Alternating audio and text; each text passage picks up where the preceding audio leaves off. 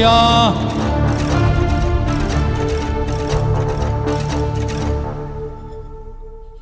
கர்த்தர் நல்லவர். நாம் கர்த்தருடைய வார்த்தைக்குள்ளாய் கடந்து போவோம். பாஸ்டர் இமானுவேல் டேவிட் அவர்கள் வந்து கர்த்தருடைய வார்த்தையை நம்மோடு கூட பகிர்ந்து கொள்வார். Praise Lord. கர்த்தருடைய நாமம் மகிமை உண்டாவதாக. கர்த்தருடைய வார்த்தையை தியானிப்போம், கர்த்தருடைய வார்த்தையை கற்றுக்கொள்வோம். அது நம் மத்தியில் அநேக பிரயோஜனங்களையும் ஆசீர்வாதங்களையும் நமக்கு கொண்டு வரும். வார்த்தைகளை கேட்பது மாத்திரமல்ல, அதை செயல்படுத்துவதற்கு பிரயாசப்படுவோம். நான் விசுவாசிக்கிறேன், நம்புகிறேன், பார்த்துருக்கிறேன். எந்த வார்த்தைகளை கேட்கிறோமோ அந்த வார்த்தைகளை கர்த்தர் நம்முடைய வாழ்க்கையில் செய்கிறார். இன்னொரு பகுதி, எந்த வார்த்தைகளை நாம் செய்ய வேண்டும் என்பதை கர்த்தர் நமக்கு கற்றுக் கொடுக்கிறாரோ அதை செய்வதற்கான சூழ்நிலைகளை கர்த்தர் ஏற்படுத்தியும் கொடுக்கிறார். உதாரணத்திற்கு ஒரு வேத வசனத்தை பார்க்குறோன்னு வைங்க. கோபப்படக்கூடாது. ஒருவேளை இது வரைக்கும் நமக்கு கோபப்படுற சுபாவம், தூஷணமான வார்த்தைகளை பேசுகிற சுபாவம் இருக்கலாம். அன்றைக்கு வார்த்தை நீ கோபப்படக்கூடாது என்று கேட்டிருந்தா, வரக்கூடிய வாரத்திலேயே நாம் கோபப்படுவதற்கான சூழ்நிலை நம்முடைய வாழ்க்கையில் ஏற்படும். ஏன்னா கர்த்தர் நம்மை சோதிப்பார், சொன்ன வார்த்தைகளை செய்கிறோமா இல்லையா என்பது. ஆக எந்த வார்த்தைகளை தியானித்தாலும் அதை தெரிந்து கொள்வதல்ல, அதை கடைப்பிடிப்பதுக்கு பிரயாசப்படுவோம். இந்த மொபைலில் கேம் விளையாடுறவங்களுக்கெல்லாம் தெரியும், ஒரு கேமை அதனுடைய செயல்பாடை முடிக்காதபடி அடுத்த லெவலுக்கு நம்மளால் போகவே முடியாது. ஒருவேளை நமக்கு தெரியும் இந்த விளையாட்டை இப்படி தான் விளையாடணும்னு தெரிந்தாலும் அது சரியாக விளையாடாத வரைக்கும் அடுத்த லெவலுக்கு போகவே முடியாது. அதே லெவல்லே தான் ஸ்ட்ரக் ஆகிருக்கும். அதுபோல் கர்த்தருடைய வார்த்தையை செய்து முடிக்காத வரைக்கும், நாம் அதற்கு தகுதிப்படாத வரைக்கும் கர்த்தர் நமக்கான ஆசீர்வாதங்களே நம்ம இடத்துல கொடுப்பதல்ல. ஆக வேத வசனத்தின் மூலம் நம்மை சுத்திகரித்து கொள்வோம், நம்மை பரிசுத்தப்படுத்தி கொள்வோம். கர்த்தர் நம்மை ஆசீர்வதிப்பார் என்று நம்ம சில காரியங்களை பார்த்த தொடர்ச்சியை நம்ம பார்க்கலாம். வருடத்தினுடைய வாக்குத்தத்த வசனத்தை எடுத்துக்கொள்ளலாம்.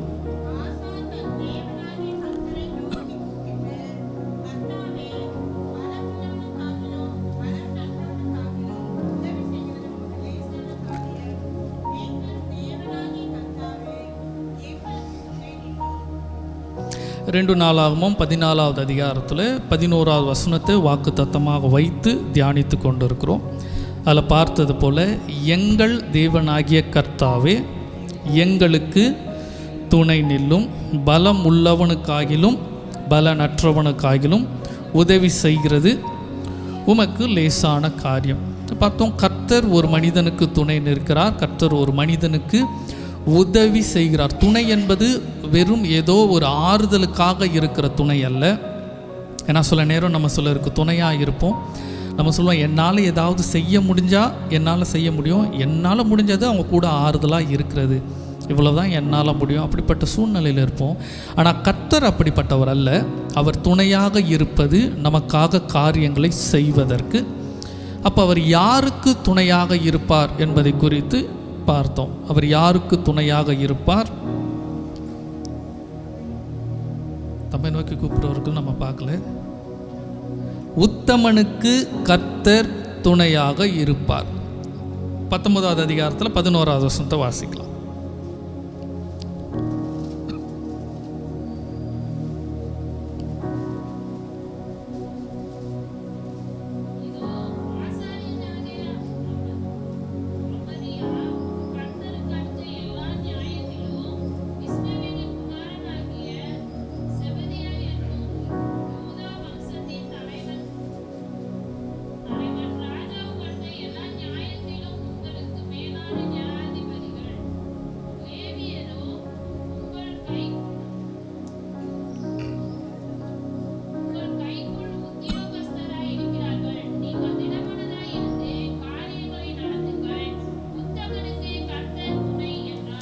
திடமனதாய் இருந்து காரியங்களை நடத்துங்கள்.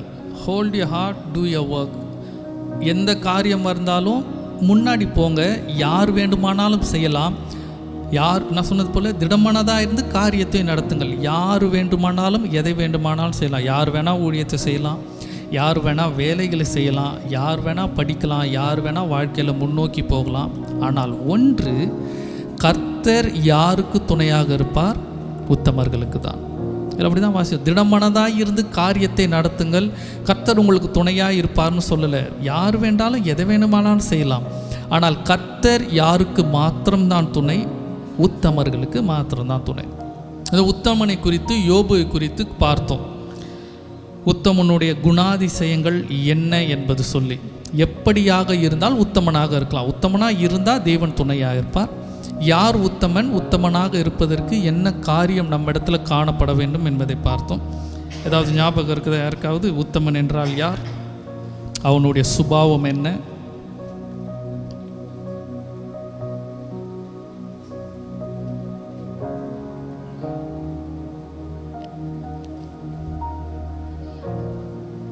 தன்னுடைய மனதை அடக்குகிறவன் உத்தமன் என்று சொல்லி பொதுவான ஒரு வேத வசனத்தை பார்த்தோம். யோபுவினுடைய சுபாவமாக அதை நம்ம பார்க்கல.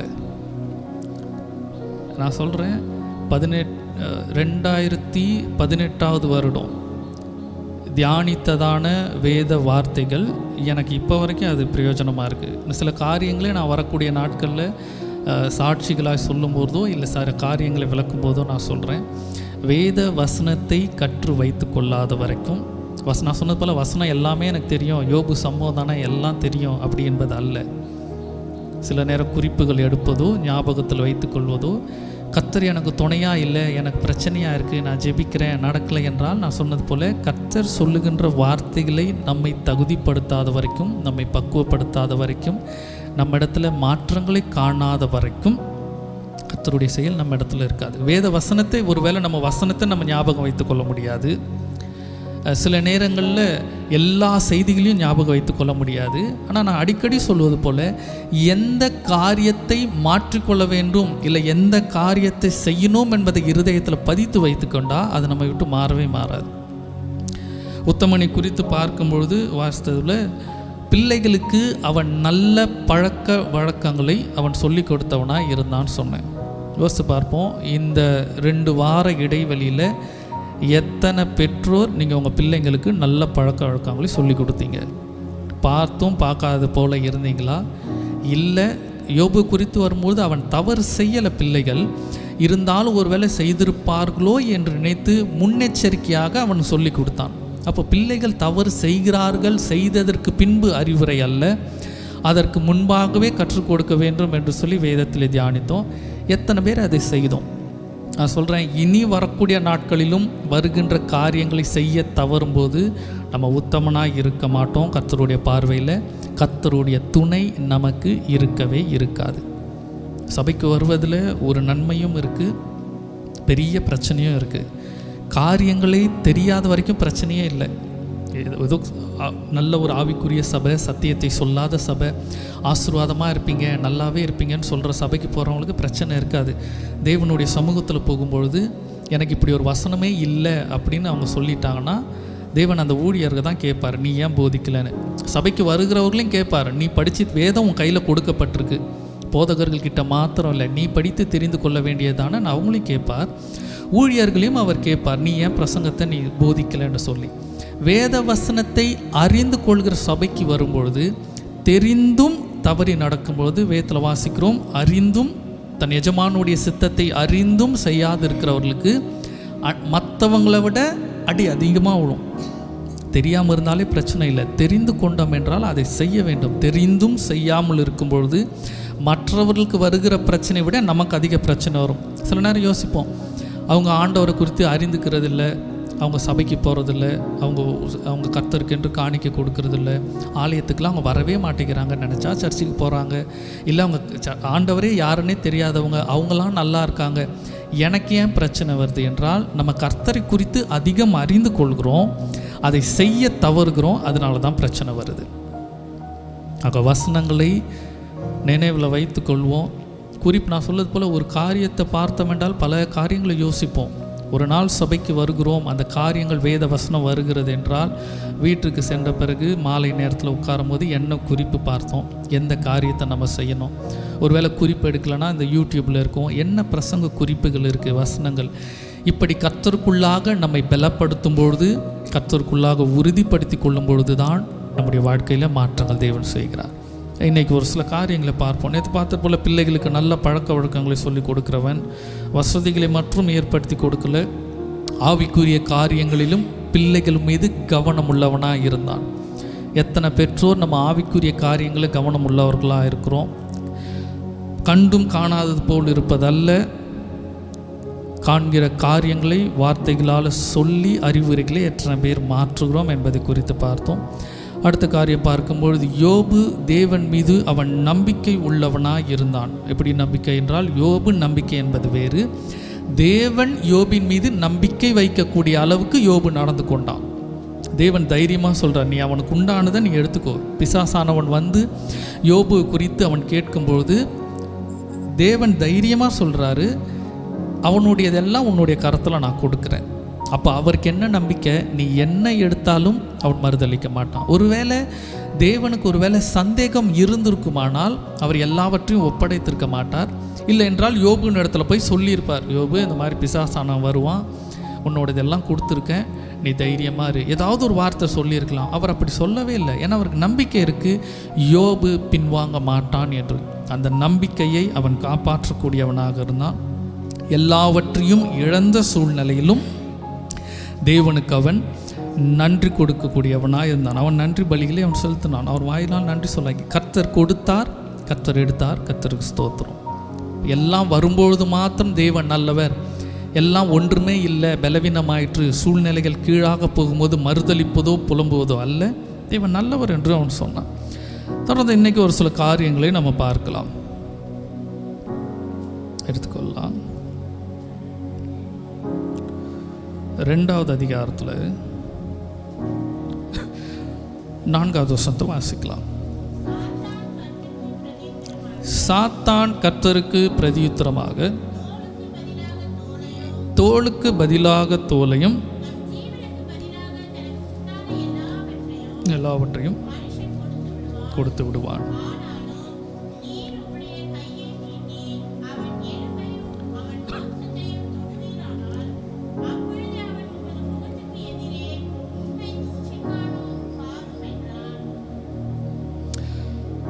பலவீனங்கள் வரும்பொழுது, சரீரத்தில் வலிகள் வரும்பொழுது, சூழ்நிலைகள் மாறுதலாய் காணப்படும் பொழுது அநேகர் கர்த்தர் மீது இருக்கிற விசுவாசத்தை விட்டு விலகி போவார்கள்.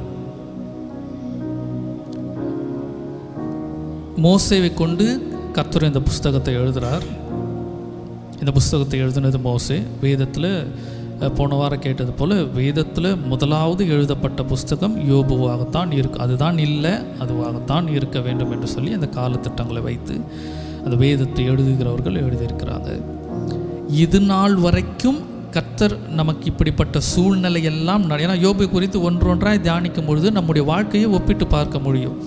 அப்போ பல வருடங்களுக்கு, ஆயிரக்கணக்கான வருடங்களுக்கு முன்பு தேவன் இதை எழுதி வைக்கிறார் என்றால் அவருக்கு தெரியும் பின் நாட்களில் இப்படிப்பட்ட சூழ்நிலைகள் வரும், அது நமக்கு பிரயோஜனப்பட வேண்டும் என்று சொல்லி தான். அப்போ வாசிக்கும் பொழுது சாத்தான் சொல்லுகிறான், தோளுக்கு பதிலாக தோளையும் தன் ஜீவனுக்கு பதிலாக தனக்கு உண்டான எல்லாவற்றையும் மனுஷன் கொடுத்து விடுவான். பிசாசானவனுக்கு தெரியுது ஜீவன் முக்கியமா பொருட்கள் முக்கியமானா நம்ம எதைத்தான் நம்ம விரும்புவோம்?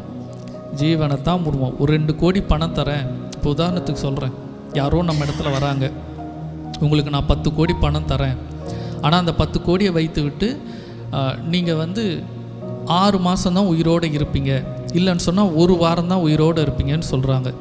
நிச்சயமாக யாரும் அந்த 10 கோடியை நம்ம வாங்க மாட்டோம். பணத்தை விட நமக்கு ஜீவன் முக்கியம். இங்கே அவன் தான் பிசாசான சொல்கிறான், பணத்துக்கு பதிலாக எல்லாவற்றையும் கொடுத்து விடுவான், தோளுக்கு பதிலாக தோலையும் அவன் கொடுத்து விடுவான். அப்போ பிசாசானவனுக்கு தெரிந்த இன்னொரு காரியம், முதலாவது நான் சொன்னது போல் ஒவ்வொரு மனிதர்களிடத்திலிருந்தும் ஒவ்வொரு காரியங்களை எடுக்கும்பொழுது கர்த்தரை விட்டு அவர்கள் பின்வாங்கி போயிடுவாங்க. யார் இடத்துல எந்த காரியத்தை எடுக்க வேண்டும் என்பது பிசாசானவனுக்கு தெரியும். சிலர் இடத்துல பணங்களையோ பொருள்களையோ அவர்களுக்கு இருக்கிற வசதியவோ எடுத்து விட்டால் அவங்க கர்த்தரை விட்டு பின்வாங்கி போயிடுவாங்க.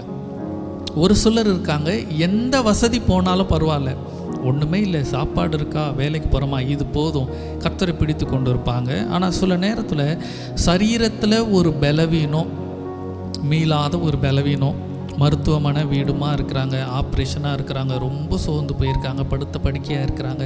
இப்படிப்பட்ட சூழ்நிலைகள் வரும்பொழுது 90% மாணவர்கள் கர்த்தரை விட்டு பின்வாங்கி போயிடுவாங்க. கர்த்தரை விட்டு பின்வாங்கினா ஆலயத்துக்கு வராமல் தேவனே இல்லை என்று மறுதளிப்பது அப்படி இருக்காது. அவர்களிடத்துல விசுவாசம் இருக்காது, நம்பிக்கையான வார்த்தைகள் இருக்காது. நான் சொல்கிறேன், பலவீனங்கள் வரும்பொழுது நம்ம செத்து போயிடுவோம், நம்ம முடிஞ்சிருச்சு, இந்த எண்ணங்கள் வந்தால் நீ அப்படி தான் செத்து போவ. நான் வேதத்தின் வார்த்தை கொண்டு சொல்கிறேன். இதற்கு முன்பாகவும் நான் சொல்லியிருக்கிறேன். யாக்கோபை குறித்து பார்க்கும்பொழுது சொன்னோம், யாக்கோபு அவன் வாயினால் எந்த வார்த்தையை அவன் அறிக்கையிட்டானோ அவன் மரணம் பரியந்தம் அந்த வார்த்தையின்படி தான் அவன் வாழ்க்கை நடந்தது. அவன் சொன்னான், நீங்கள் சஞ்சலத்தோடு தான் என்னை நீங்கள் மண்ணுக்குள்ளே போக வைப்பீங்கன்னா, மரிக்கிற வரைக்கும் அவனுக்கு சஞ்சலம் வியாதி அவனை விட்டு போகவே இல்லை. வேதத்தில் வாசிக்கிறோம், நன்மையும் தீமையும் அவன் அதிகாரத்தில் இருக்குது, அதில் பிரியப்படுகிறவர்கள் அதன் கனியை புசிப்பார்கள். வாயின் வார்த்தையில் என்ன சொல்லுகிறோமோ அதுதான் நடக்கும். அதை புசிப்பார்கள். நான் புசிப்பார்கள்னதுக்கு விளக்கம் கொடுத்துருந்தேன். புசிப்பது என்றால் வாயில் போட்டு அப்படியே முழுங்குவது கிடையாது. வாயில் போட்டு அப்படியே முழுங்குவதுனா போயிடும். புசிப்பது என்றால் வாயில் வைத்து கொஞ்சம் கொஞ்சமாக அது கடித்து கொஞ்சம் கொஞ்சமாக முழுங்குவது. அப்போ வியாதி வந்துடுச்சு உடனே மறிச்சிடுறாங்கன்னா அது பிரச்சனையாக இருக்காது, வந்தது போச்சுன்னு ஆயிரும். இந்த வியாதி வந்து கொஞ்சம் கொஞ்சமாக உடலை உருக்கி நாளுக்கு நாள் பலவீனப்பட்டு தான் மறிப்பாங்க. ஏன்னா அவங்க வாயின் வார்த்தை அப்படிப்பட்டது. எப்படி இருக்கீங்க? எங்கே உடைய முடியாமல் தான் இருக்குது, இப்படியே தான் உடம்பு போய்கிட்டே இருக்குது, நான் நல்லாவே இல்லைன்னா அப்படியே தான் போய்கிட்டே தான் இருக்கும். என்றைக்கு வாயின் வார்த்தையில் பலவீனமாக இருந்தாலும், முடியாமல் போனாலும், நாளுக்கு நாள் உருகிக்கிட்டு போனாலும், சோர்வடைந்தாலும், மருத்துவமனைக்கு போனாலும், ஆப்ரேஷன் நடந்தாலும், என்ன நடந்தாலும், இல்லை நான் நல்லா இருக்கேன், கர்த்தர் என்னை நல்லா மாற்றிடுவார்னு சொன்னால், என்னுடைய பலவீனத்தை மாற்றுகிற வார்த்தையை கர்த்தர் யார்கிட்ட கொடுத்துருக்கிறார்? என் நாவில் கொடுத்துருக்கிறார். இந்த வார்த்தைகள் தான் வரணும். சில வேளை பலவீனமாக இருக்குது, நான் பொய் சொல்கிறதா? பொய் சொல்ல வேண்டாம். சரீரம் எப்படி இருக்குது? யாராவது கேட்குறாங்க, இப்போ பலவீனமாக இருக்குது, அதோடு கூட ஒரு வார்த்தையை சேர்த்து சொல்லணும், கர்த்தர் இதை மாற்றிடுவார், சரியாயிடும். இந்த வார்த்தையை சொல்லிட்டோம் என்றால் நம்ம அவங்ககிட்ட பொய் சொல்ல போகிறதில்ல. எனக்கு பலவீனமாக தான் இருக்குது, ஆனால் இப்படி இருக்குது, என்ன செய்கிறதுன்னு தெரில, என்ன பண்ண போகிறேன்னு தெரில, எப்போ பாரு இதே புலம்புல இருந்தால் நம்முடைய வாயின் வார்த்தையின்படி தான் நமக்கு நடக்கும். அதுதான் பிசாசானோன்னு தெரியுது. ஒரு வியாதியை ஒரு மனிதனிடத்துல கொடுத்து விட்டோம் என்றால் அந்த வியாதியினால் அவன் மரிப்பதல்ல, அந்த வியாதியின் மூலம் அவன் கர்த்தரை விட்டு பின்வாங்குவான். அவன் வாயில் நல்ல வார்த்தைகள் வராது. அப்போது அவன் வாயின் வார்த்தையின்படியே அவன் சிக்குண்டான் என்பது போல் அவனை பிடித்து விடலாம் என்று பிசாசானவன் திட்டம் போட்டிருக்கலாம். ஆனால் தேவனுக்கு அதிலும் தெரியும், என்ன வியாதியை அனுப்பினாலும் யோபு கர்த்தரை விட்டு பின்வாங்கவே இல்லை. அதுதான் உத்தமன். அப்போ நினைவில் வைத்துக்கொள்வோம், நமக்கு வியாதி வருகிறது என்றால் தேவனிடத்தில் நான் உத்தமன் என்று காமிப்பதற்கு கர்த்தர் எனக்கு ஒரு சந்தர்ப்பத்தை ஏற்படுத்தி கொடுக்கிறார். இதே வியாதியில், இதே பலவீனத்தில் எத்தனை பேர் சபைக்கு வராமல் இருக்கிறாங்க, எத்தனை பேர் ஜெபிக்காமல் இருக்கிறாங்க, எத்தனை பேர் வேதத்தை வாசிக்காமல் இருக்கிறாங்க. ஆனால் இந்த வியாதியின் மத்தியில் நான் ஆலயத்திற்கு போவேன், நான் ஜெபிக்கிறேன், வேத வசனத்தை வாசிக்கிறேன் என்றால் கர்த்தருடைய பார்வையில் நான் எப்படிப்பட்டவனாக இருப்பேன்? விலையேறப்பட்டவனாக இருப்பேன். நான் என் வாழ்க்கையில் எல்லா சூழ்நிலையிலும் யோசிப்பது ஒரே காரியம்தான், நல்லா இருக்கிற சூழ்நிலை ஒன்று சரியில்லாமல் மாறும் என்றால் சரியில்லாத சூழ்நிலையை நன்றாக மாற்றுவது கர்த்தரால் முடியும். அந்த விசுவாசம் எனக்கு இருக்கிறதுனால தான் என்ன வந்தாலும் சரி, எப்படிப்பட்ட சூழ்நிலையாக இருந்தாலும் சரி, கலங்கவும் மாட்டேன், அதை குறித்து கவலைப்படவும் மாட்டேன். ஏனென்றால் எல்லாவற்றையும் மாற்றக்கூடிய, உருவாக்கக்கூடிய கர்த்தரை நான் ஆராதித்து கொண்டு இருக்கிறேன். அந்த விசுவாசம் எல்லா இடத்துலையும் தைரியமாக இருக்கணும். என்ன வேணால் நடக்கட்டும். ஒருவேளை அந்த நிமிடத்திற்கு சில கலக்கங்கள் வரலாம், ஆனால் அந்த நேரத்திலும் கர்த்தர் கொடுத்த வாக்கு தத்தத்தை பிடித்து கொண்டோம் என்றால் கர்த்தர் நம்மை நடத்தி கொண்டு போவார். பலவீனம் வரும், ரொம்ப முடியாமல் போயிடும், மருத்துவமனைக்கு போகலாம், இல்லை வீட்டில் ஏதோ ஒரு சூழ்நிலை இருக்கலாம், அசம்பாவிதங்கள். அந்த நேரத்தில் ஐயோ என்ன ஆகுதுன்னு பதற வேண்டாம். கர்த்தாவே நீங்கள் வாக்கு கொடுத்துருக்கிறீங்க, துணை நிற்பேன்னு சொல்லி எனக்கு நீங்கள் துணை நிற்பீங்க, ஆசீர்வாதமான வாக்குகளை கொடுத்துருக்கீங்க, அதை நிறைவேற்றுங்க. இப்படி கர்த்தருக்குள்ளாக நம்மை திடப்படுத்தும் பொழுது கர்த்தர் நமக்காக காரியங்களை அவர் செய்யக்கூடியவர். இல்லை அப்படி தான் வாசிக்கிறோம். அவனுக்கு வியாதியை கொடுத்த பொழுதும் அவன் பின்வாங்கவில்லை. தொடர்ந்து வாசிக்கலாம். 9வது வசனத்தை வாசிங்க.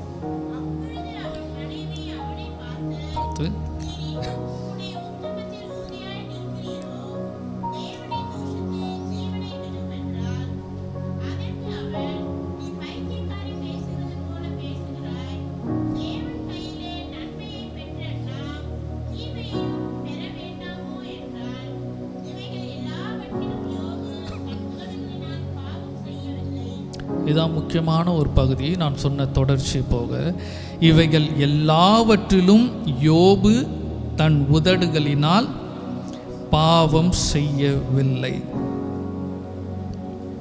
வாயின் வார்த்தைகளில் மிகவும் கவனமாக இருப்போம். வாயினால் பாவம் செய்யவில்லை. இது குறித்து அதிகம் விளக்க வேணாம், அதிகம் நம்ம பேசியிருக்கிறோம். நம்ம தொடர்ந்து அடுத்த பகுதிக்குள்ளாக போகலாம். 11வது வசனத்தை வாசிங்க.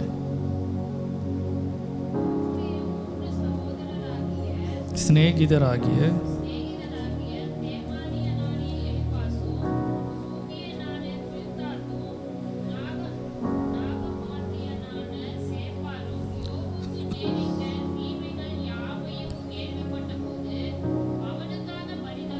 அவனுக்காக யோபுவனுடைய நண்பர்கள் யோபுக்கு நடக்கிற ஒரு சம்பவத்தை பார்க்குறாங்க. அவனுக்காக பரிதபிக்கவும் அவனுக்கு ஆறுதல் சொல்லவும் ஒருவரோடு ஒருவர் யோசனை பண்ணி கொண்டு அவரவர் தங்கள் ஸ்தலத்திலிருந்து வந்தார்கள். அவர்கள் தூரத்தில் வருகையில் தங்கள் கண்களை ஏறெடுத்து பார்த்தபோது அவன் உருத்தெரியாமல் சத்தமிட்டு அழுது அவரவர் தங்கள் சால்வையை கிழித்து வானத்தை பார்த்து தங்கள் தலைகளின் மேல் புழுதியை தூற்றிக்கொண்டு வந்து அவன் துக்கம் மகா கொடிய துக்கம் என்று கண்டு ஒருவரும் அவனோடு ஒரு வார்த்தையும் பேசாமல் இரவு பகல் 7 நாள் அவனோடு கூட தரையில் உட்கார்ந்திருந்தார்கள். நண்பர்கள் வர்றாங்க, யோபுவினுடைய துக்கத்தை பார்க்குறாங்க. இப்போ இந்த துக்கத்தை பார்க்கும்பொழுது இவர்களுக்கு என்ன பேசணும் என்று தெரியல. 7 நாட்கள் இவர்கள் அமைதியாக இருக்கிறாங்க. அப்படியே இருந்திருந்தால் பிரச்சனையே இல்லை. அதற்கு பின்பாக இவர்கள் பேச ஆரம்பிக்கும் பொழுது தான் அங்கே பிரச்சனை வர ஆரம்பிக்குது. இவர்களுடைய நினைப்பு என்னவா இருக்கிறது? யோபு நீ பெரிய உத்தமன் அல்ல, நீ நல்லவன் அல்ல, நீ தவறு செய்துட்ட, தவறு செய்ததுனால தான் உனக்கு இப்படியெல்லாம் நடந்தது, நீ இப்படி இருந்திருக்கக்கூடாது என்று சொல்லி அநேகமான காரியங்களை மாறி மாறி பேசி கொண்டு வருகிறார்கள். யோபு அதற்கு மறுமொழியாக அநேக காரியங்களை கொடுத்து கொண்டு வருகிறான். அதில் நிறைய காரியங்கள் இருக்குது. நான் ஒரு காரியத்தை மாத்திரம் சொல்லணும்னு விரும்புகிறேன். யோபு 13வது அதிகாரத்தில் 5வது வசனத்தை வாசிக்கலாம்.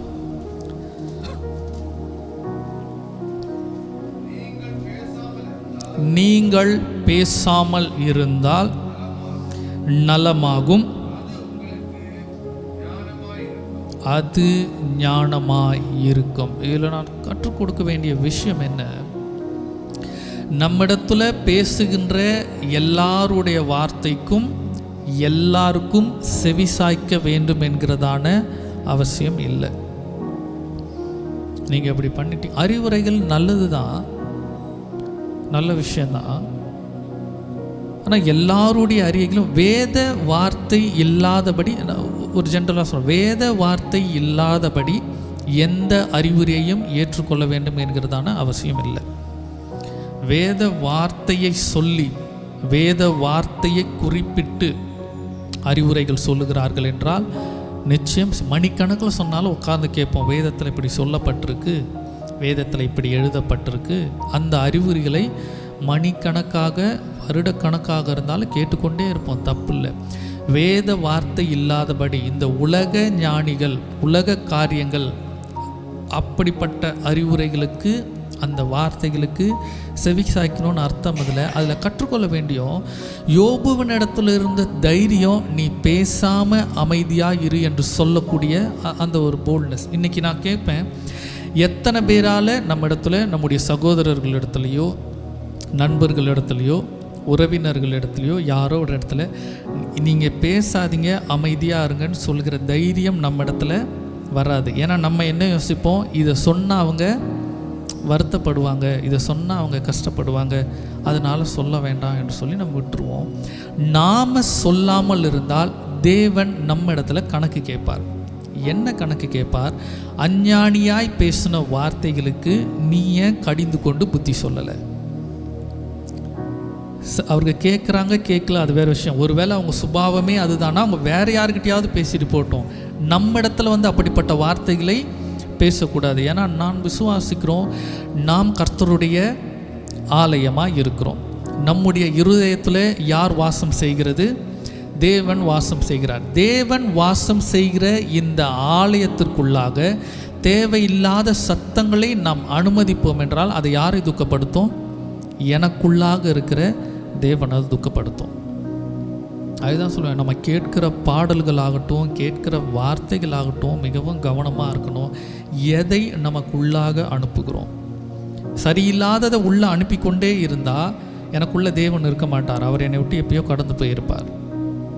அப்படி சரீரத்தை நமக்குள்ளாக இருக்கிற தேவனை துக்கப்படுத்தாமல் இருக்கணும். இங்கே யோபு சொல்கிறான், நீங்கள் பேசாமல் இருந்தால் நல்லா, நீங்கள் பேசாதீங்க, பேச வேண்டாம். மனைவின்னு எடுத்து சொல்கிறான், ஐயோ மனைவியாச்சே, மனைவி எப்படி நம்ம சொல்கிறது, எப்படி நம்ம திட்டுறது, இதெல்லாம் அவன் யோசிக்கலை. அவன் சொல்கிறான், நீ ஏன் பைத்தியக்காரி மாதிரி பேசுகிற? கர்த்தருடைய காரியத்திற்கு விரோதமாக விசுவாசத்துக்கு, ஏன்னா மனைவியினுடைய எண்ணம் என்ன? யோபு இதுக்கு மேலே அவன் மாறுறதுக்கு, அவன் வாழ்க்கை மாறவே மாறாது என்ற நிலைமையில் அவன் பேசுகிறா.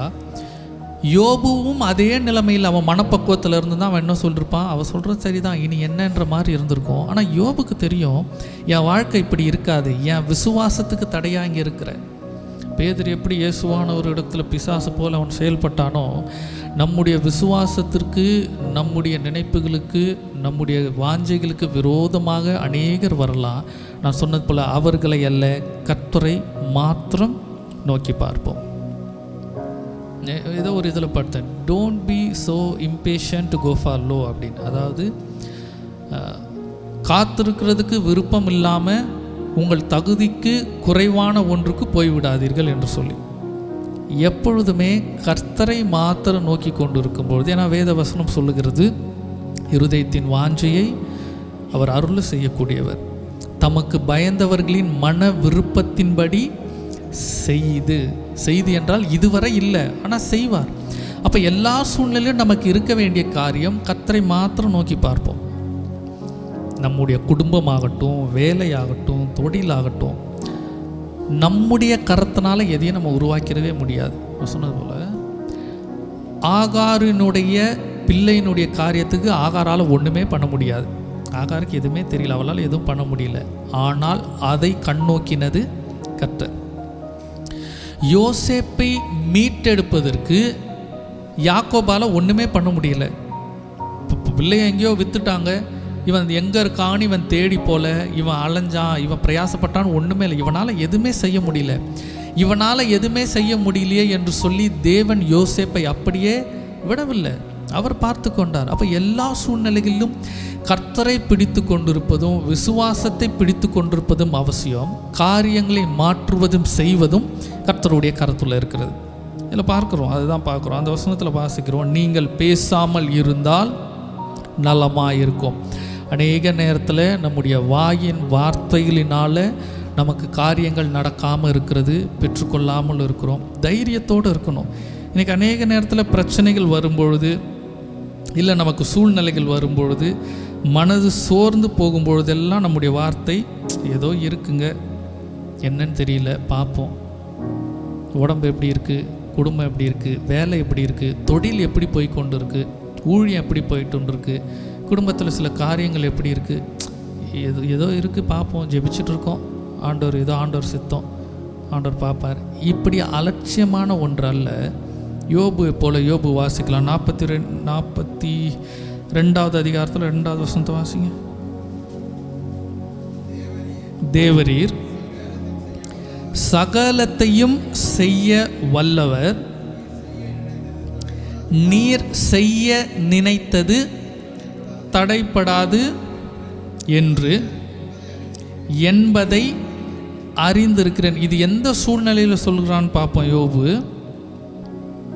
நல்ல வசதியாக இருக்கும் பொழுது, நல்ல பலனோடு இருக்கும் பொழுது, எல்லா காரியமும் இருக்கும்பொழுது சொல்லலை, எல்லாம் இவனை விட்டு பிரிந்து போன பிறகு நம்பிக்கைக்கு ஒன்றுமே கிடையாது. உயிர் மாத்திரம்தான் இருக்குது, சரீரத்தில் அவ்வளவு பலவீனங்கள் இருக்குது, எல்லாவற்றையும் இழந்து போயிட்டான். உறுதுணையாக இருக்க வேண்டிய குடும்பம் இவனுக்கு விரோதமாக இருக்குது, துணையாக இருக்க வேண்டிய நண்பர்கள் இவனுக்கு நோக்கடிக்கிறாங்க. இப்படி இக்கட்டான சூழ்நிலையில் இவனுக்கு பிடிப்பதற்கு ஒரே ஒரு ஆதாரம் தேவன் மாத்திரம்தான். அப்போ தான் அந்த வார்த்தை வர்றான், தேவரீர் சகலத்தையும் செய்ய வல்லவர்,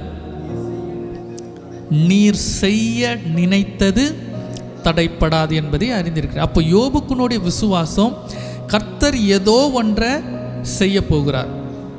இன்றைக்கி நமக்கும் அந்த விசுவாசம் இருக்கும். ஏன்னா நான் சொன்னது போல் மற்ற இடத்துல நம்ம வாயில் அறிக்கையிடும் போல என்ன செய்யும், கர்த்தர் ஏதோ ஒன்று செய்ய போகிறார்னுவோம்.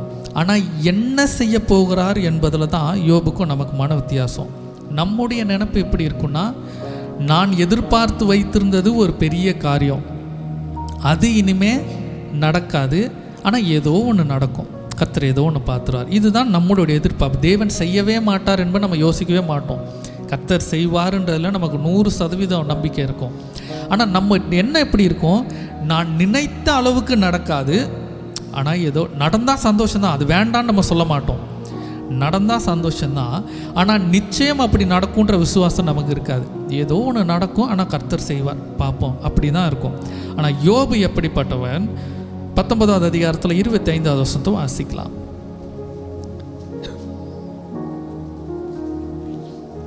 யோபு 19:25. என் மீட்பர் உயிரோடு இருக்கிறார் என்றும்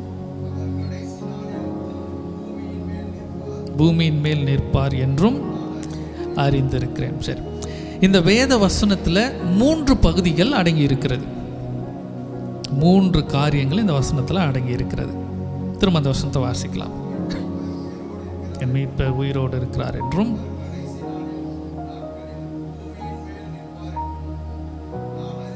நான் அறிந்திருக்கிறேன். சரி, இந்த 3 காரியத்தை இப்போ நம்ம பிரித்து பார்க்கலாம். முதல் காரியம், என் மீட்பர். என் தேவன் என்று போடப்படலை, என் ஆண்டவர் என்று போடப்படலை. வேதத்தில் வாசிக்கிறோம், என் மீட்பர். மீட்பர் என்றால் மீட்டு எடுப்பது. அதாவது இருந்த ஸ்தானத்திலிருந்து நம்ம ஒரு ஸ்தானத்திற்கு நம்ம போயிருப்போம், மீண்டும் நம்ம அதே ஸ்தானத்திற்கு கொண்டு வருவது, அதுதான் மீட்டு எடுப்பது.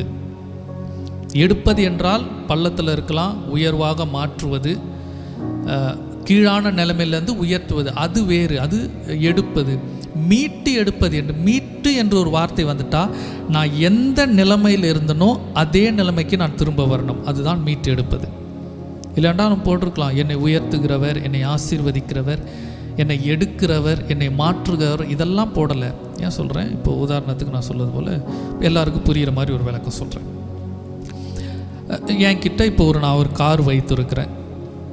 இப்போ ஏதோ ஒரு சம்பவத்தினால அந்த கார் ஏதோ திருடு போயிடுச்சு, அந்த கார் என் இடத்துல இல்லை. இப்போ நான் பஸ்ஸுலையும் இல்லை நடந்தோ சில இடங்களுக்கு நான் பிரயாணம் பண்ணி கொண்டு இருக்கிறேன். இப்போது என் தேவன் என்னை அவர் எடுப்பார், என்னை உயர்த்துவார் என்றால், நடந்து போயிட்டு இருக்கிறேன்னா சைக்கிள் கிடைச்சாலும் எனக்கு என்ன தான், அது உயர்வு தான். எனக்கு பைக்கு கிடைச்சாலும் அது உயர்வு தான். ஆனால் இதை மீட்டு எடுப்பது என்று சொல்ல முடியாது. மீட்டு எடுப்பது என்றால் என் இழந்த அதே கார் எனக்கு திரும்ப வர வேண்டும், என் நிலைமை அந்த நிலைமைக்கு வர வேண்டும், அதுதான் மீட்டு எடுப்பது. அப்போ யோபுவினுடைய வாயின் வார்த்தை நம்ம தெரியும், நினைப்பதற்கும் ஜெபிப்பதற்கும் அதிகமாக நமக்குள்ளே கிரியை செய்கிறதான தேவன். யோபு இங்கே வார்த்தை, அவன் சொன்ன வார்த்தையை விட அதிகமாக அவனுக்கு செய்தார். யோபுனுடைய வார்த்தை என்ன, என் மீட்பர். அப்போ இவனுக்குள்ளாக இருந்த விசுவாசம், நான் எந்த பிள்ளைகளோடு இருந்தனோ, எந்த சரீர பலத்தோடு இருந்தனோ, எந்த விதமான வசதிகளோடு இருந்தனோ அதே நிலைமைக்கு நான் மீண்டும் திரும்புவேன். இந்த விசுவாசம் இருந்ததுனால தான் அவன் வாயில் அந்த வார்த்தை வருது, என்னுடைய மீட்பர். அப்போ நம்முடைய வாழ்க்கையிலும், நான் ஒரு காலத்தில் நல்லா பலனாக இருந்தேங்க, நல்லா வசதியாக இருந்தேன், பிரச்சனை இல்லாமல் இருந்தது, நல்லா இருந்தது. இப்போ வயசாயிருச்சு, பலன் போயிடுச்சு, எல்லாம் வச்ச சேமிப்பு எல்லாம் போயிடுச்சு, எல்லாம் இழந்து நிற்கிறேன், சொந்தம் இல்லை. அப்போ நிறையா நண்பர்கள் இருந்தாங்க உதவிக்கு, அப்படி எது வேண்டுமானாலும் இருக்கலாம். எல்லாத்தையும் இழந்துட்டேன்னா தைரியமாக சொல்லுவோம், என் மீட்பர். என்னை மீண்டும் அந்த ஸ்தானத்தில் வைக்கக்கூடியவர், அதை விட கீழான ஸ்தானம் இல்லை, அதே ஸ்தானத்தில் வைக்கக்கூடியவர், அதுதான் மீட்பர். தொடர்ந்து வாசிக்கும் பொழுது, உயிரோடு இருக்கிறார். நான் விசுவாசிக்கிறேன், அவர் மரித்து போகிறவர் அல்ல, அவர் கேட்காதவர் அல்ல, அவர் இன்னும் ஜீவனோடு இருக்கிறார். இந்த விசுவாசத்தினுடைய வார்த்தை, இவனுக்கு எதுவுமே நடக்கலை, எல்லாம் இழந்து போயிட்டான், இருந்தாலும் அவர் இருக்கிறார். அதுதான் வாசிக்கிறோம். தொடர்ந்து வாசிக்கலாம். அவர் கடைசி நாளில் பூமியின் மேல் நிற்பார் என்றும் நான் அறிந்திருக்கிறேன். இதில் எதை குறித்து நம்ம வாசிக்கிறோம்? உலக பிரகாரமான வாழ்க்கையின் மீது மாத்திரம் யோபு நம்பிக்கை வைக்கல, மறுமைக்கான வாழ்க்கை மீதும் அவன் வைத்திருக்கிறான். அந்த இட்டர்னல் லைஃப், நித்தியத்திற்கான வாழ்க்கை. இப்போ மட்டும் இல்லை, அவர் கடைசி நாட்களில் பூமியின் மேல் அவர் நிற்பார். அவர் ஜீவனோடு இருக்கிறவர். அவர் இப்போ மட்டும் இல்லை, கடைசி வரை இருப்பார். என் காலத்திற்கு பின்பு எத்தனை தலைமுறைகள் வந்தாலும் அவர் நிற்கக்கூடியவர். மறுமைக்கான ஒரு வாழ்வை குறித்தும் யோபுவுக்கு விசுவாசமாக இருந்தது. நம்ம விசுவாசத்தில் அறிக்கையிடுவோம். நான் சொன்ன போல் பணத்தை இழந்தாலும், பலத்தை இழந்தாலும், வயதை இழந்தாலும், எதை இழந்தாலும் வாயின் வார்த்தை, என் மீட்பர் உயிரோடு இருக்கிறார், நான் இழந்ததை எல்லாம் அவர் எனக்கு திரும்ப கொடுப்பார். தொடர்ந்து வாசிக்கலாம். 20வது அதிகாரத்தில் முதல் வசனத்தை வாசிங்க.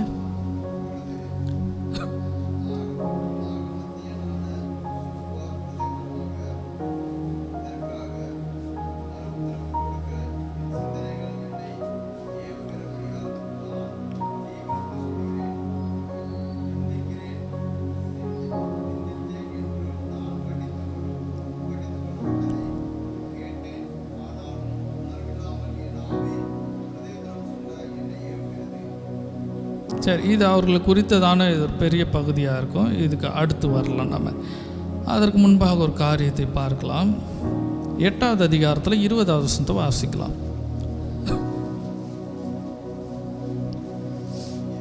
இதோ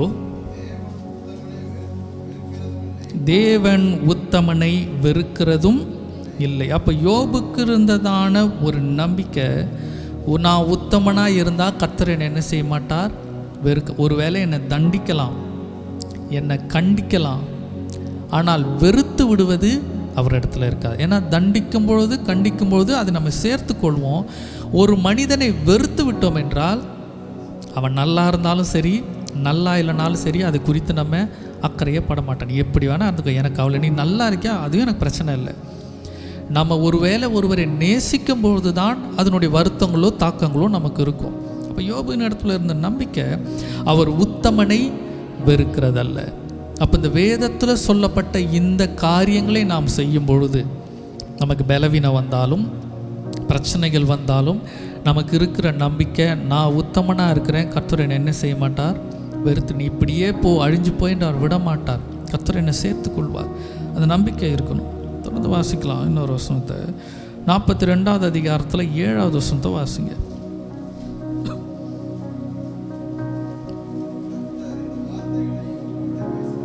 கர்த்தர் இந்த யோபுவின் இடத்துல அவர் சில மறுமொழிகளை கொடுக்கிறார். கொடுத்து பேசின பின்பு கர்த்தர்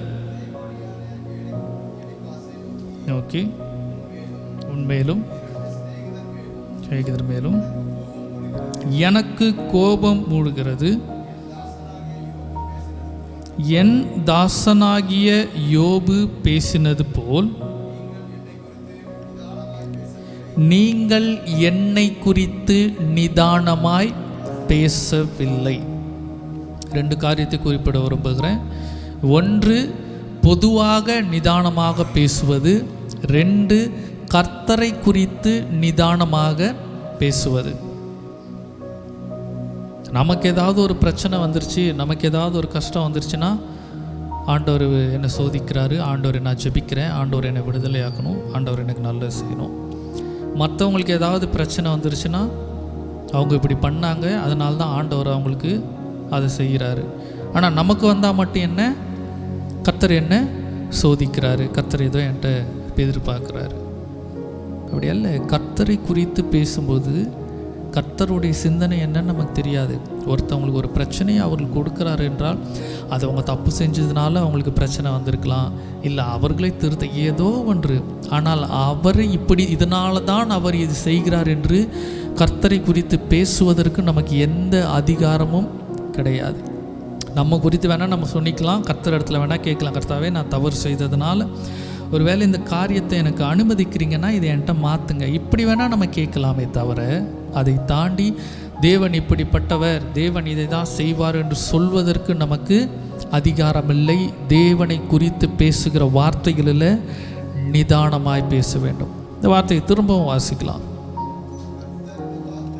கர்த்தர் இந்த வார்த்தைகளை யோபுவுடன் பேசின பின் கர்த்தர் நோக்கி, கோபம் ஓடுகிறது,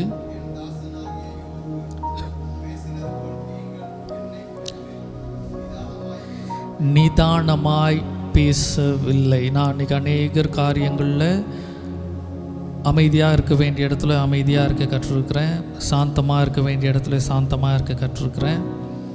நான் சொல்கிறேன், நம்முடைய நிதானத்தை தாண்டி பேச வேண்டிய சூழ்நிலைகள் நமக்கு அநேகம் ஏற்படும். ஒருவேளை நம்முடைய வேதனையை குத்தி குத்தி குத்தி நம்மளை கோபப்படுத்தி நம்முடைய வார்த்தைகள் வரலாம். இல்லை சில நேரத்தில் நமக்கு ஆறுதல் சொல்வது போல, இல்லை என்று சொன்னால் நமக்கு அறிவுரை சொல்வது போல ஏதோ ஒன்று சொல்லலாம். சில நேரத்தில் நமக்கு தெரியாதா, நம்ம ஜெபித்திருக்கிறோம், நம்ம விசுவாசிக்கிறோம், தேவன் இருக்கிறார், அவர் காரியங்களை கருத்தில் ஒப்பு கொடுத்துருக்குறோம். ஆனால் இதை தாண்டி சில நேரம் மற்ற இடத்துலேருந்து வரும்பொழுதெல்லாம் நமக்கு கோபங்கள் வரலாம், வருத்தங்கள் வரலாம். ஆனால் எந்த சூழ்நிலையிலும் நம்முடைய வாயின் வார்த்தைகளில் நிதானத்தை தவற விட வேண்டாம். ஏன்னா எப்பவும் அதிகமாக ஜாக்கிரதையாக இருக்க வேண்டியது. என்ன வார்த்தை சொல்கிறோமோ அதை கர்த்தர் அங்கீகரிப்பார், அதை செய்யக்கூடியவர். நிதானம் தவறி ஏதோ சில நேரம் நம்ம சொல்லுவோம், நான் ஏதோ கோபத்தில் பேசிட்டேன், ஏதோ அந்த வருத்தத்தில் பேசிட்டேன், ஏதோ மன பாரத்தில் பேசிட்டேன்னு. இப்படியெல்லாம் பேசினாக்கா கர்த்தருடைய பார்வையில் உத்தமனாக இருக்க மாட்டோம், கர்த்தரை கோபந்தான் நம்ம படுத்துவோம். இங்கே அப்படி தான் சொல்லுகிறார், என் தாசன் யோபுவை போல நீங்கள் நிதானமாக பேசலாம். அப்போ தேவன் நம்ம இடத்துல எதிர்பார்க்கின்ற காரியம் நம்முடைய வாயின் வார்த்தைகளில் நிதானம் என்றால் பொறுமையாக தெளிவாக பேசுவது. கேட்ட உடனே இதுதான் இருக்கும், இப்படி தான் இருக்கும் என்று வார்த்தைகளை அள்ளி விடுவதல்ல. ஒரு காரியத்தை யோசித்து இதற்கு என்ன பதில் கொடுக்கலாம், இது எப்படி இருக்கும், இப்படி யோசித்து பேசுவது தான் நிதானமாக பேசுவது. அப்போ யோபு உத்தமன் என்றால் அவன் நிதானமாய் பேசக்கூடியவன். எந்த சூழ்நிலையில், நான் அடிக்கடி சொல்வது போல, அவன் எந்த சூழ்நிலையில் அப்படி இருந்தான் என்பது தான் முக்கியம். சரீரத்தில் பலவீனம், மனைவி திட்டுறா, பிள்ளைகள் போயிடுச்சு, அவ்வளோ வருத்தம், நண்பர்கள் இவ்வளோ பேசுகிறாங்க. இவன் நினச்சிருந்தா சொல்லிருக்கலாம், அவன் வேலையை பார்த்துட்டு போங்க, உங்களை பற்றி எனக்கு தெரியாதான்னு அவன் குறைகளெல்லாம் குத்தி காமிச்சிருக்கலாம். இவன் அதெல்லாம் செய்யலை, இவன் நிதானமாக இருக்கிறான். யோபு குறித்து இந்த முழு புத்தகத்தையும் நீங்கள் படிங்க. யோபு அவனுடைய மன கலக்கத்தில் தனக்கு இருக்கிற நிலைமையை குறித்து அவன் சில நேரம் சொல்கிறான். நான் பிறந்த நாளை சபிச்சா நல்லா இருக்கும், இப்படி ஆயிடுச்சேன்னு என்று சொல்லுகிறானே தவிர எந்த ஒரு இடத்துலையுமே, முழு புத்தகத்தை வாசிங்க, எந்த ஒரு இடத்துலையுமே எதிர்காலத்தை குறித்து பாதகமான வார்த்தை அவனுடைய வாயில் வந்ததே இல்லை. இப்போ இருக்கிற கஷ்டத்தை அவன் சொல்கிறான், ஆனால் அதனோடு அவன் சேர்த்து சொல்வது, என் மீட்பர் உயிரோடு இருக்கிறார், அவர் சகலத்தையும் செய்வார், வருங்காலத்தில் எனக்கு நல்லது தான் நடக்கும். இப்படிப்பட்ட வார்த்தைகள் தான் அவனுடைய வாயிலிருந்து வருது. ஆனால் நம்முடைய காரியங்கள் எப்படி இருக்கும், இப்போ இருக்கிற புலம்பலும் இருக்கும், எதிர்காலத்தை குறித்தும் எப்படிப்பட்ட பேச்சுகள் தான் இருக்கும். இப்படி தான் நடக்கும் போல், இப்போ இல்லைனா எப்படி ஆகும் தெரியும் போல், ஒரே கேள்விக்குறிகளும் அவிவிசுவாசமான வார்த்தைகளும் துக்கமான வார்த்தைகள் தான் நம்ம வார்த்தையில் வரும். எதிர்காலத்தை குறித்த ஒரே பயம், கேள்விக்குறி, இவைகள் தான் இருக்கும். இப்படிப்பட்ட நபர்களாக இருந்து நிதானம் இல்லாமல் பேசுவோம் என்றால் கர்த்தருடைய பார்வையில் கோபத்தை ஏற்படுத்துகிறவர்களாக இருப்போம்.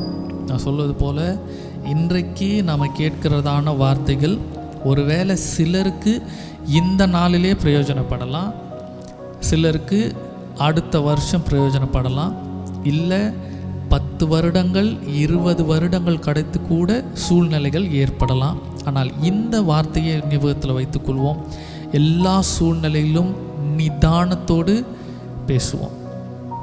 அதுபோல் சில நேரம் நமக்கு என்ன பேசணும், பேசினா தப்பாயிருமோன்னு தெரிந்தால் பேசாமல் அமைதியாக இருந்துருவோம். நம்ம இடத்துல ஒருவர் சில காரியங்களை கேட்டுக்கிட்டே இருக்காங்க, சொல்லிக்கிட்டே இருக்காங்கன்னா அவங்ககிட்ட சொல்லிடுவோம், இதை குறித்து நீங்கள் பேச வேண்டாம். அந்த வார்த்தைக்கு அவங்க மனசு கஷ்டப்பட்டாலும் சரி, அவங்க வேதனைப்பட்டாலும் சரி, அதை குறித்தெல்லாம் கவலைப்பட வேண்டாம். வேதத்தில் கர்த்தர் கற்றுக் கொடுத்த காரியங்கள் இது. நம்மிடத்துல அவர்கள் அவிவிசுவாசமான வார்த்தைகளை, புலம்பல்களை, வேதனைகளை ஏதோ சொல்லிக்கிட்டே இருக்காங்கன்னா நேரடியாக சொல்லுவான், இதை குறித்து நீங்கள் பேசாமல் இருந்தால் ஞானமாக இருக்கும். ஏன்னா அஞ்ஞானிகள் வார்த்தைகள்னால அலப்பர்கள். வேதத்தில் வாயின் வார்த்தைகளை குறித்து நிறைய வசனங்கள் இருக்குது. நம்முடைய ஆசீர்வாதத்தை கர்த்தர் நம்முடைய நாக்கில் கொடுத்து வச்சிருக்கிறார், நம்முடைய சொல்லில் அவர் கொடுத்து வச்சிருக்கிறார். அதை நல்ல காரியத்திற்கும் மற்றவர்கள், ஏன்னா வேதத்தில் வாசிக்கிறோம், பக்தி விருத்திக்கு ஏதுவான வார்த்தைகள் மாத்திரம் உங்கள் இடத்துலேருந்து புறப்படட்டும். நம்மை குறித்து பேசினாலும் நல்லதை பேசுவோம். நம்ம இடத்துல ஒருவர் வந்து பேசிவிட்டு போனால் நம்முடைய வார்த்தைகள் அவர்களுக்கு நினைவில் இருக்கணும், அவர்களை உற்சாகப்படுத்தணும், கர்த்தருக்குள்ளே நெருக்கணும், தைரியப்படுத்தணும். அப்படிப்பட்ட வார்த்தைகள் இருக்கணும். ஐயோ அவங்க பேசினாக்கா அவங்க புலம்பலை கேட்குறதே தலைவலியாக போயிடும், நம்ம பிரச்சனையை விட அவங்க பிரச்சனை இன்னும் தலை மேலே இருக்கும். இப்படி இருதயத்தை பாரப்படுத்துவர்கள் அல்ல, இருதயத்தை கர்த்தரிடத்தில் ஸ்திரப்படுத்துகிற வார்த்தைகளை பேசுகிறவர்களாக இருப்போம். வாசிக்கிறோம். தொடர்ந்து இன்னொரு காரியத்தை வேணால் வாசிக்கலாம். இதோடு யோபு 4வது அதிகாரத்தில் தோமானியன் சொல்லுகிற, எலிப்பாசு சொல்லுகிற வார்த்தையை பார்க்கலாம். 3வது வார்த்தையை வாசிக்கலாம்.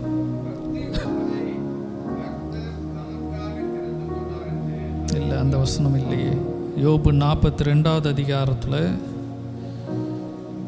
மன்னிக்கணும், 42 இல்லை,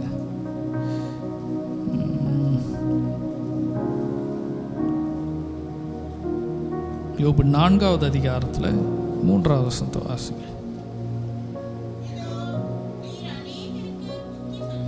இதோ நீர் அநேகருக்கு புத்தி சொல்லி இளைத்த கைகளை திடப்படுத்தினீர். இதை யாரை குறித்து வாசிக்கிறோம்? எலிப்பாசு யோபுவை குறித்து சொல்லும் பொழுது, யோபு வசதியோடு இருந்த பொழுது, நான் சொன்னது போல் நாம் நன்றாக இருக்கும் பொழுது எந்த காரியத்தை கடைபிடிக்கிறோமோ, எந்த காரியத்தை கற்று வைத்து கொண்டு இருக்கிறோமோ, அந்த காரியங்கள் தான் பிரச்சனையாக வரும்போது நமக்கு உதவும். ஆகவே தான் நன்றாக இருக்கும் பொழுதே வேத வசனத்தை அதிகம் கற்றுக்கொண்டு வேத வார்த்தைகளை அதிகம் தெரிந்து கடைபிடிக்க ஆரம்பித்து விட்டால் பிரச்சனை வரும்போது நம்முடைய சுபாவம் அதுவாகவே தான் இருக்கும், மாறாது. யோபுவனுடைய சுபாவத்தை குறித்து இதில் பார்க்கிறோம். தொடர்ந்து அந்த வசனத்தை திரும்பவும் வாசிங்க. நீர் அநேகருக்கு புத்தி சொல்லி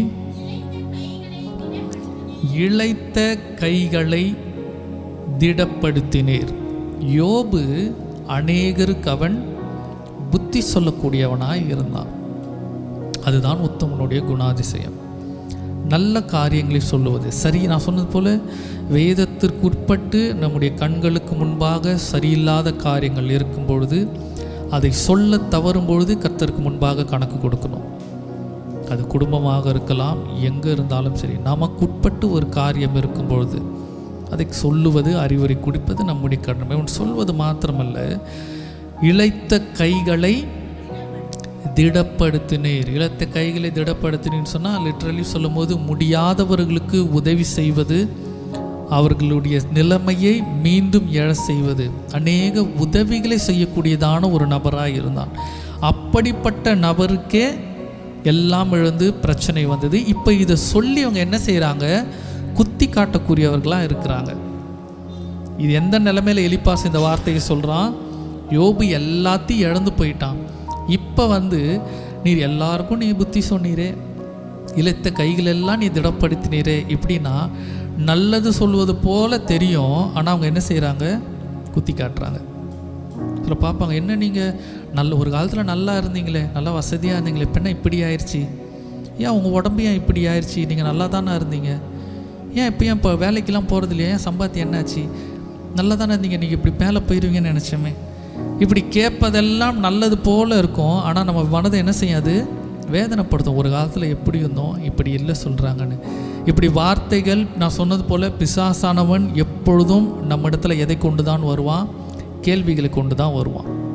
மனிதர்களுடைய வார்த்தைகள் நம்ம இடத்துல இல்லாத காரியம், நம்ம இழந்த காரியம், இப்படிப்பட்ட கேள்விகளை கொண்டு தான் வருவான். விசுவாசத்தோடு இருக்கணும். என்ன இப்படி ஆயிட்டீங்களே, இப்படி ஆயிட்டீங்களேன்னு என்ன வந்தாலும் என்னுடைய வார்த்தை, நம் மீட்பர் உயிரோடு இருக்கிறேன். ஏன்னா நான் இழந்து போயிட்டேன்னு சொல்கிறல்ல, அதை விட தேவன் என்னை திரும்பவும் கொண்டு வருவார். எல்லாம் கீழே போயிடுச்சுன்னு சொல்கிறல்ல, போயிருக்கலாம், இன்னும் கூட கீழே போகலாம், பரவாயில்ல. ஆனால் என்னுடைய தேவன் என்னை மீண்டும் மீட்டு எடுக்கக்கூடிய, இழந்த நிலைமைக்கு கொண்டு வர. அதோட ஏதோ கொஞ்சம் கிடைச்சா போதும் என்பது அல்ல. ஃபஸ்ட்டு இந்த நிலமையில் இருந்தவங்க இப்போ இந்த நிலமையில் வந்துட்டோம், இப்போ கொஞ்சமாவது மேலே வந்தால் பரவாயில்லையே, அந்த நிலைமை வேண்டாம். விசுவாசத்தை குறைக்க வேண்டாம். நம்முடைய பழைய நிலைமையை விட உயர்த்துவதற்கு தேவனால் கூடும். அதற்கு ஒன்று, நாம் எப்படிப்பட்டவர்களாக இருக்கணும்? உத்தமர்களாய் நடக்கணும். உத்தமர்களாக இருக்க தவறிவிட்டால் நிலைமை மாறவே மாறாது. யோபுன்னு அநேக இடத்துல இருக்குது, இன்னும் அநேக காரியங்கள் இருக்குது. யோபு அவனுக்கு பிரச்சனை வரும்பொழுது அவன் பழைய காரியங்கள் எல்லாம் அவன் யோசித்து பார்க்குறான், நல்ல காரியங்களை அவன் யோசித்து பார்க்குறான். ஆனால் ஒரு வாசத்தை வாசிக்கலாம்.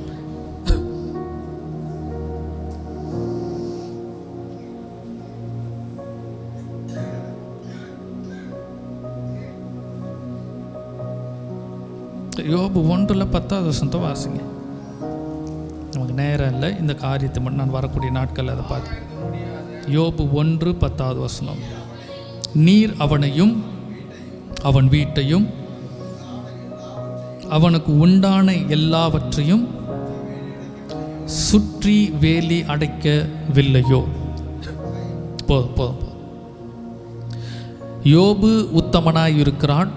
யோபு உத்தமனாய் இருந்ததுனால கர்த்தர் அவனையும் அவன் வீட்டையும் அவனுக்கு உண்டான எல்லாவற்றையும் சுற்றி வேலியடைத்தார். சுற்றி வேலி அமைப்பது என்றால் அதை தாண்டி ஒன்று கூட உள்ளே போகவே முடியாது. அதுதான் ஒரு பக்கம் மட்டும் வேலி அடைப்பதல்ல, வலது புறமும் இடது புறமும் நீ வேலி அடைத்தீர் அல்லவான்னு போடப்படலை. இல்லை என்றால் மேலும் கீழும் வேலி அடைத்தீர் என்று போடப்படலை, சுற்றியும் வேலி அடைத்தீர். இப்போ இதில் கற்றுக்கொள்ள வேண்டிய காரியம், ஒரு மனிதன் உத்தமனாய் இருந்ததினால அவன் நிமித்தம் அவனுடைய பிள்ளைகள், அவனுடைய மனைவி, அவனுடைய குடும்பம், வேலையாட்கள், பொருட்கள் எல்லாவற்றையும் தேவன் வேலி அடைத்து கொண்டார். நீங்கள் ஒருவர் குடும்பத்தில் சரியாக இருந்தால் உங்கள் நிமித்தம் உங்கள் பிள்ளைகளையும் உங்கள் தொழில்களையும் உங்களிடத்தில் வேலை செய்கிறவர்களையும் எதெல்லாம் உங்களை சார்ந்ததோ, இப்போ நான் யாருன்னு கேட்டால் உங்களுடைய போதகர் என்றால் என்னுடைய பாதுகாப்பும் யாருடைய கையில் இருக்குது? உங்கள் கருத்தில் இருக்குது. நீங்கள் ஒருவர் சரியாக இருந்தால் உங்கள் நிமித்தம் உங்களுக்கான எல்லாவற்றையும்னா அப்போ உங்களுடைய போதகன் என்னையும் உங்கள் நிமித்தம் கர்த்தர் காத்துக்கொள்வார். அதுதான் வேலி அடைப்பது. இப்போ நான் சரியாக இருப்பேன் என்றால் என் நிமித்தம் என்னுடைய குடும்பமாகட்டும், சபையாகட்டும், ஊழியமாகட்டும் எல்லாவற்றையும் கர்த்தர் பாதுகாத்து கொள்வார். மற்றவர்களுக்காக ஜெபிப்போம். நம்மை எந்த அளவுக்கு நம்மை தகுதிப்படுத்துகிறோமோ, சரிப்படுத்துகிறோமோ அந்த அளவுக்கு விசுவாசத்தோடு இருப்போம். நான் உத்தமனாக இருந்தால் எனக்காக எல்லாவற்றையும் பார்ப்பார். எந்த அசம்பாவிதத்தையும் கர்த்தர் ஏற்படுத்த விடுவதல்ல. பிரச்சனை வரும், வியாதிகள் வரும், பலவீனங்கள் வரும். ஆனால் விசுவாசமாக இருக்கணும். நான் கர்த்தருடைய பார்வையில் உத்தமனாக இருக்கிறேன்னா, இன்னும் உத்தமனாக இருக்கேன், என் நிமித்தம் கர்த்தர் சுற்றி வேலி அடைப்பார். விசுவாசத்தை வைத்து கொள்வோம். பாடலில் பார்த்தது போல் எந்த காரியமும் நம்மை மேற்கொள்வதற்கு தேவன் அனுமதிப்பதல்ல. நம்மை நெருங்கி வரலாம், ஆனால் அது நம்மண்டை வராதபடி அதற்கும் நமக்குமான ஒரு இடைவெளியை தேவன் ஏற்படுத்துவார். அந்த ரதத்தினுடைய வேகத்தை குறைப்பதற்கு உருளையை அவர் கழட்டி விட்டார். பிரச்சனை பெருசாவது போல் இருக்கும், நெருங்கி வருவது போல் இருக்கும். பயப்பட வேண்டாம். அருகாமையில் வருவதற்கு முன்பாக அது வேகத்தை குறைப்பார். அதை கர்த்தர் முறியடிப்பார். கர்த்தருடைய பார்வையில் விசுவாசத்தோடு இருப்போம், உத்தமனாய் நடப்போம். கர்த்தர் நம்மை ஆசீர்வதிக்கட்டும். நம்ம எல்லாரும் அப்படியே கண்களை மூடுவோம்.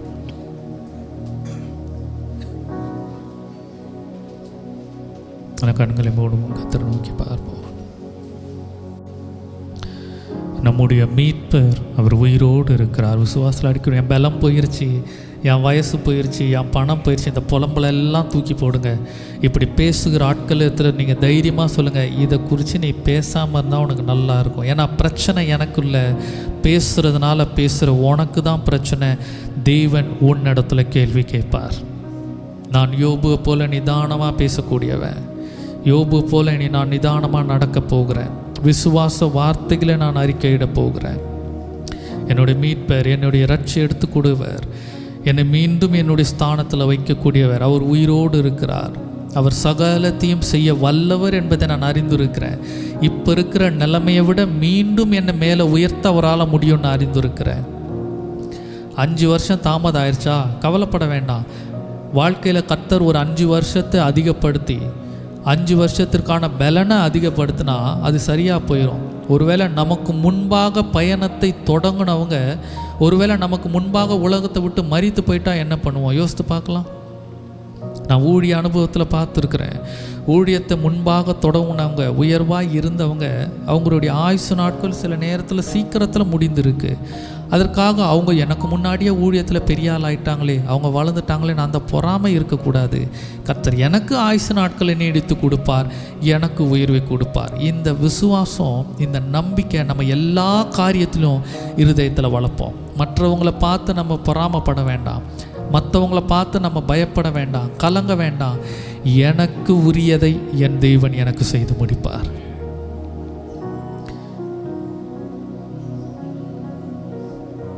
என் மேய்ப்பர் உயிரோடு இருக்கிறார், அவர் ஜீவனோடு இருக்கிறாரியா. என் மனைவி என்னை கண்டுக்கலை, என் பெற்றோர் என்னை கண்டுக்கலை, எங்கள் அப்பா அம்மா ஒரு மாதிரி பேசுகிறாங்க, என் கணவன் என்னை ஒரு மாதிரி பேசுகிறான், என் பிள்ளைங்க மதிக்கலை.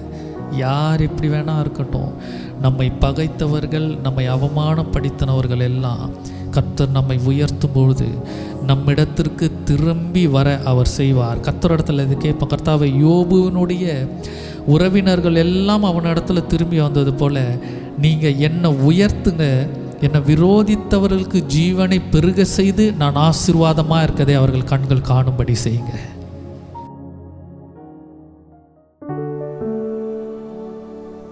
எனக்கு குறித்ததை நிறைவேற்றி முடிப்பவர் நீரே ஐயா, நீரே எனக்காக யாவையும் செய்து முடிப்பவர் நீரே ஐயா, நீரே எனக்கு குறித்ததை நிறைவேற்றி முடிப்பவர் நீரே ஐயா, நீரே எனக்காக யாவையும் செய்து முடிப்பவர் நீரே ஐயா, நீரே. அப்பா உமக்கு ஸ்தோத்திரம், நன்றி உமக்கு ஸ்தோத்திரம். உம்மாலாகாத காரியம் ஒன்றும் இல்லை, உம்மாலாகாத காரியம் ஆகாத காரியம் ஒன்றும் இல்லை, எல்லாமே உம்மாலாகும். அல்லேலூயா, எல்லாமே உம்மாலாகும். எங்கள் அன்பின் பிதாவே, கர்த்தாவே, இந்த ஆலயத்தில் நிற்கிற எங்களை கண்ணோக்கி பாருங்க. யோபு வாயின் வார்த்தையினால் அவன் அறிக்கை செய்ததை தேவன் அவனுக்கு அருள் செய்தீங்க. அவன் கண்கள் காண அதை செய்தது போல உம்மாலை எல்லாம் ஆகும் என்று இந்த ஆலயத்தில் வாயின் வார்த்தையினால் அறிக்கையிட்டிருக்கிறோம். எங்கள் ஒவ்வொருத்தருடைய தேவையை அறிந்திருக்கிறீங்க. ஒருவேளை எங்களுக்கு வாயின் வார்த்தைகளில் விவரிக்க தெரியல, சில நேரங்களில் கேட்பதற்கு நாங்கள் மறந்து விடுகிறோம், தெரியாமல் போய் விடுகிறோம். ஆனால் தேவன் அறிந்தவர், உங்கள் கரத்தில் ஒப்பு கொடுக்கிறோம். கர்த்தாவே, நாங்கள் நினைப்பதற்கும் வேண்டுவதற்கும் அதிகமாக எங்களை உயர்த்தி மகிழ்ச்சியாக்கி மனரம்பியத்தோடு ஆண்டவரே இந்த வாரத்தை அமைத்து கொடுங்க.